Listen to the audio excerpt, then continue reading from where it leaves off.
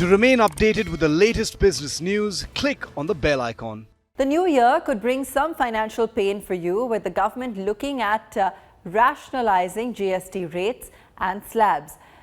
This could see a slight restructuring in the current rates. A group of ministers headed by the Karnataka Chief Minister is scheduled to meet on Saturday, 27th November to suggest changes. Sources tell BTTV. We have Mr. Mani, a Senior Director at Deloitte India, joining us, and my colleague Karishma, who got us the news, joining us as well. Karishma, what are we expecting when it comes to the slab rates? What kind of restructuring are we looking at in the meeting?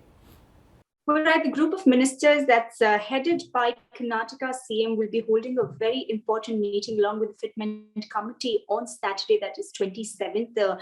And the agenda and significance of this meeting is going to be reviewing the current tax slabs rates, and also along with that special rates rationalization measures. In fact, sources from Finance Ministry tell us that government is very keen and looking to merge two tax slab rates, and that they're doing that in order to bring in a totality of 3 tax slab rates, which currently is at 4.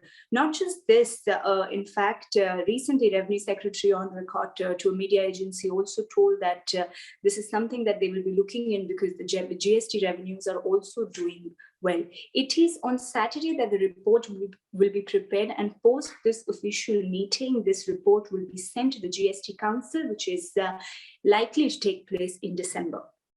We have MS Mani, Senior Director at Deloitte, joining us on this. Let's go across to him and get a perspective on really why some of these slabs are being re-looked at, what the possible changes are, and the likely implications as well. Mr. Mani? Okay, so I think at the outset, we need to understand that the rates that we have in GST for various products, we have 3 product category rates today, which are 5, 12, 18 and 28, which is only for certain products. Sure. So there is also an exceptional rate, which is 3%, which is in respect of precious metal and gold. So if we look overall, we have 5 different rate slabs, with 3 being the main. These rate slabs were decided when GST was introduced. Subsequently, various products were fitted into each of these slabs. What we have to bear in mind is that today the average rates which were being paid prior to GST have significantly come down. In addition to that, what has also happened is that certain products which are in the 18% slab, such as most of the FMCG products, majority of the consumer durables, etc., are products which to some extent may not necessarily be price elastic. Sure.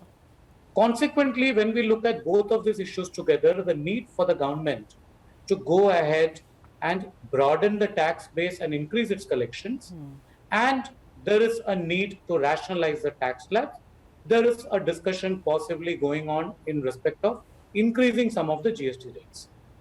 At this stage, we have to bear in mind that increasing the GST rates is not certainly a desirable option or a good option. And that is something which is going to cause a lot of distress to various impacted businesses. The better option could possibly be to rationalize the slabs, and instead of having the 5 rates of 3, 5, 12, 18 and 28, bring it to 3 slabs. See if some of the slabs can be merged. That will make GST simpler and easier to handle as well.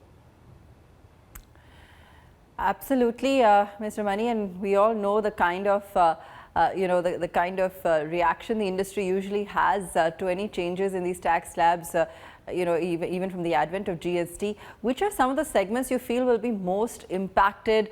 You talked about some of those segments not being price elastic. Share with us where you feel, we'll see the maximum resistance really coming in, or the maximum impact. I don't think the GOM has yet decided in terms of which products are going to be impacted, and if so, what is the quantum of that impact. But at a broad level, when as a country, as a society, we are moving out of the pandemic, there is already a wholesale price inflation which has started rearing its head. Possibly, therefore, at every segment, whether it is FMCG, whether it is durables, whether it is furniture projects, whether it is branded food grains like branded rice and branded wheat and branded atta, all of these are products where the manufacturers will have a difficult time passing it on to the customer. Because bear in mind that since GST is an indirect tax, eventually it is the customer who ends up paying the tax. The manufacturer, the trader, and the retailer are merely the intermediaries from the producer to the consumer. And at each level, therefore, there will be a markup and the price to the customer will increase. Now, since we are all getting out of a very difficult situation, which no one has faced before, this may not be an opportune time for doing any tinkering with the tax rates. Sure, Mr. Manit, point taken. Thanks so much for joining us. And a question does arise on the timing and perhaps whether or not, it's really going to have the kind of intended impact going forward. Thanks so much for joining us. If you like the video, do like, comment, share and subscribe.